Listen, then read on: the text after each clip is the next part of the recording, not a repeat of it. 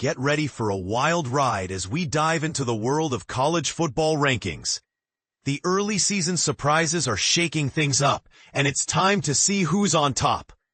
Even without the biggest matchups, college football never fails to deliver. Week 2 brought us multiple overtime thrillers, upsets, and close calls, all leading to some major shifts in our rankings.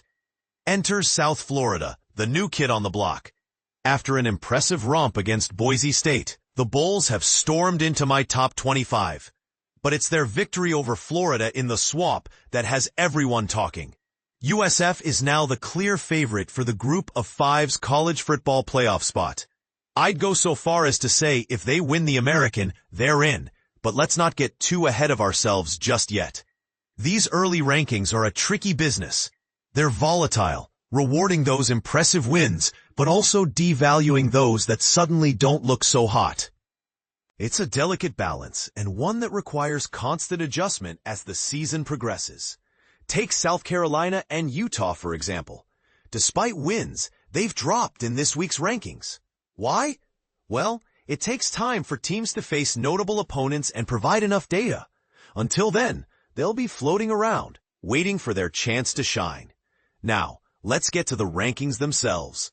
No changes in the top 5, but there's a lot of movement further down. Oregon rises after a dominant performance against Oklahoma State, while Clemson's halftime scare against Troy sees them fall.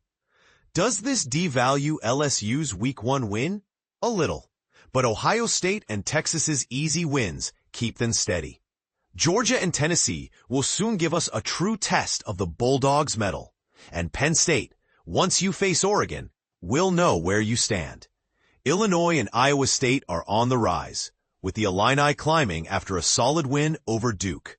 Iowa State, hot on their heels, beat Iowa. Oklahoma, too, jumps up after a comfortable victory against Michigan.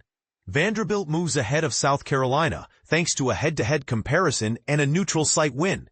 Utah slips, but don't worry, these early season adjustments will even out. Missouri enters the top 25, while Mississippi State takes the biggest jump this week after defeating Arizona State. Baylor and Texas A&M are still floating, waiting for their big tests. Florida and Tulane slide after losses, while Michigan State and NC State climb. Texas State enters the top 50 with a win over UTSA. UNLV, now 3-0, has found its groove. Duke and James Madison, however, slide after losses. Toledo impresses, but they stay behind Kentucky for now. Ohio climbs, and Army bounces back after an FCS loss. Oklahoma State tumbles, and Jacksonville State's win shakes up the Conference USA race. UCLA needs a win soon, while Stanford remains the lowest Power 4 team. Temple is an intriguing 2-0, with new coach K.C. Keeler bringing a new energy. New Mexico State and Missouri State pick up wins, while Northern Illinois climbs. Eastern Michigan and Akron struggle, with UMass taking over the bottom spot after a loss to an FCS team. So there you have it. A wild Week 2 has led to some big moves. But here's where it gets controversial. Do these early season rankings truly reflect a team's potential? And this is the part most people miss. It's all about the data and the results. So what do you think? Are these rankings on point, or do you have a different take? Let's discuss in the comments.